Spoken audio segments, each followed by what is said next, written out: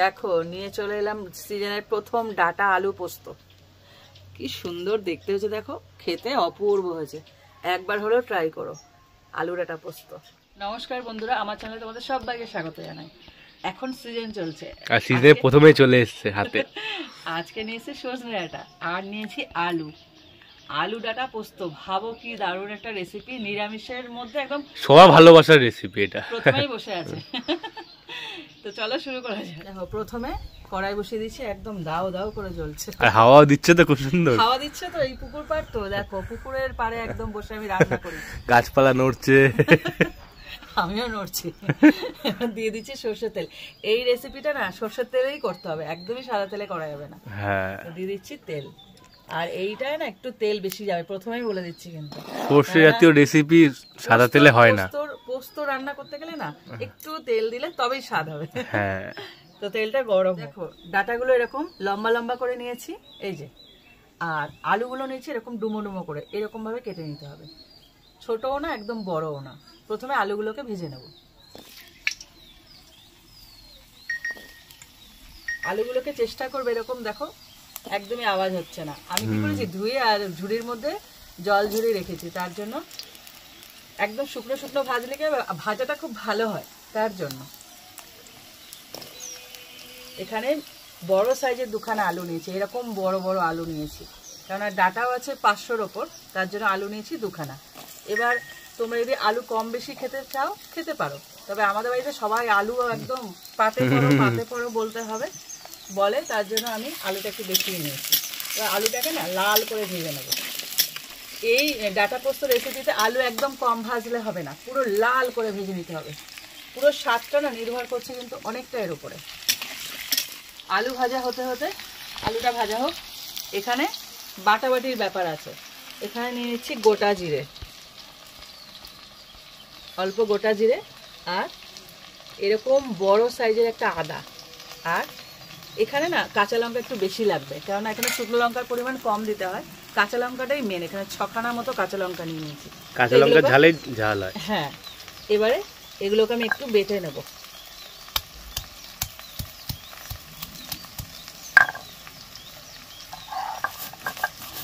খুব ভালো করে বেটে নিতে হবে। দেখো আলু এখনো ভাজা হয়নি, লাল করে ভাজা বলেছি না। এদিকে আমার বাটা রেডি হয়ে গেছে, এটাকে তুলে নিই। আর একটা বাটা, আসল যে বাটাটা সেটা অপেক্ষা করছে, সেটা হলো পোস্ত। সেটাকে একদম মিহি করে বাটতে হবে, আর বেশ অনেকটা পোস্ত নিতে হবে। এই দেখো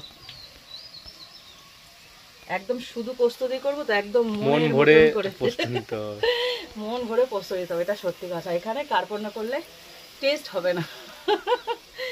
বেশ খানিকটা পোস্ত নিয়েছি, প্রায় 50 গ্রাম মতো পোস্ত নিয়ে নিয়েছি। এবার এটাকে ভালো মতো বেটে নেব, একদম মিহি করে বাটতে হবে। দেখো আলুটাকে পুরো লাল করে ভেজে নিয়েছি। ঠিক এই সময় ভাজার পরেই তবে দেবে যে এই 5 ফোড়ন। প্রথমে দিলে না এতক্ষণ তো পুড়ে যাবে, তার জন্য 5 ফোড়নটা পরে দেবে। বেশ খানিকটা দিতে হবে, কারণ এর মেন স্বাদ হলো 5 ফোড়নে। হ্যাঁ, ওদিকে আমার পোস্ত বাটা রেডি হয়ে গেছে, দেখো। এবার এই 5 ফোড়নটাকে দিয়ে এরকমভাবে ভেজে নেবে তেলের মধ্যে।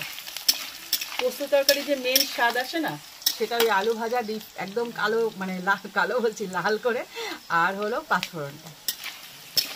আর তোমাদের তো বলে দিলাম পোস্ত একটু বেশি করে নেবে, তবেই স্বাদ আসবে। আর তেলটা একটু বেশি করে দেবে। খেয়ে দেখো এইভাবে পোস্ত তরকারি বানিয়ে। ভাজা হয়ে গেল, এইবার দিয়ে দেবো ডাঁটাটাকে। ডাঁটাটা দিয়ে না ভাজতে হয় না সেরকম একটা, মেন হলো আলুটা।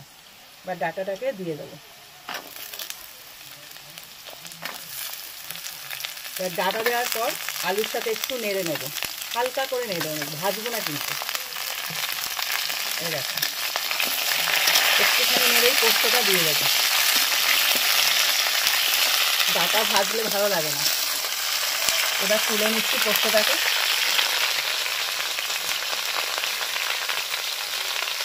যাস না, অনেক দাম, অনেক দাম, প্রচুর দাম, প্রচুর দাম। করিস না। পোস্তটা পুরো তুলে নিয়েছি। এবার দিয়ে দিচ্ছি একটু জল দিয়ে দেবো, একদম ঘন তো, যে পোস্ত যে হাত ডোবাচ্ছিলাম সেই জলটা আমি ছাড়ি না, তোমরা জানো। একটু জল সহযোগে দিতে হবে, কেননা পোস্ত যখন কষানো হয় না লেগে লেগে যায়, তো একটুখানি জল দিয়ে দিতে হবে। আর যে আদা জিরেটা আর কাঁচা লঙ্কা ওটাও দিয়ে দেবো, একসাথে কষাবো। সব কটা একটু ধুয়ে ধুয়ে দেবো, তবেই না স্বাদ আসবে। হ্যাঁ, এইবার সমস্ত মশলাগুলো একে একে দিয়ে দেবো। দিয়ে দিচ্ছি লবণ, এটা একদম মাখা মাখা হবে, গায়ে মাখা মাখা, একদম মাখা মাখা। হ্যাঁ, দিচ্ছি হলুদ গুঁড়ো,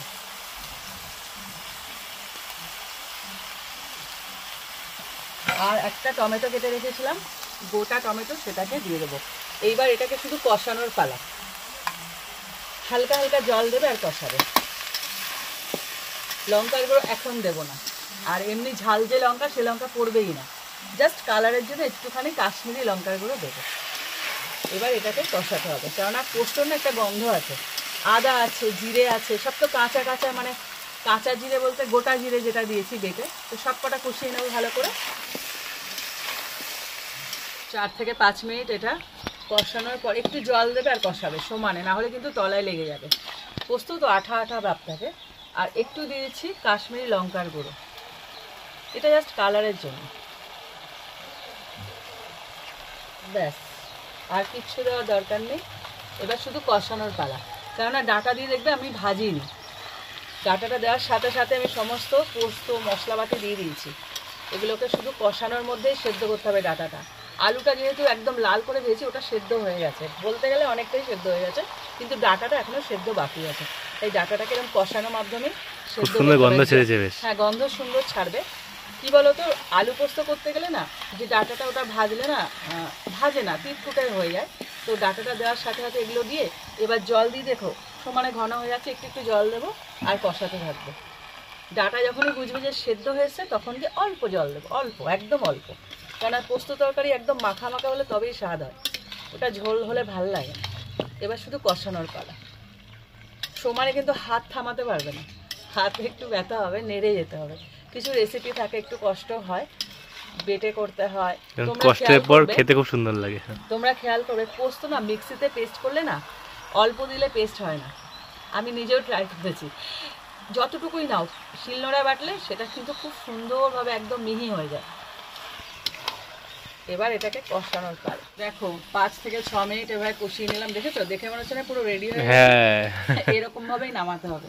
এবার দিয়ে দিচ্ছি জল, ডাঁটাটা সেদ্ধ হতে হবে তো, তার জন্য মনে হচ্ছে যে জল না দিই, কিছু রেসিপি আছে জল দিলে না মন খারাপ হয়ে যায়, মনে ওই অবস্থাতে খেয়ে নি। হ্যাঁ, ঠিক ওই রকমই চাই, যেরকম মানে কষাচ্ছিলাম ওরকমই চাই, তবেই না নাও। আর একটা জিনিস দিলে কমপ্লিট হয়ে যাবে রেসিপিটা, বাকি আছে। হ্যাঁ, এবার এটা সেদ্ধ হোক।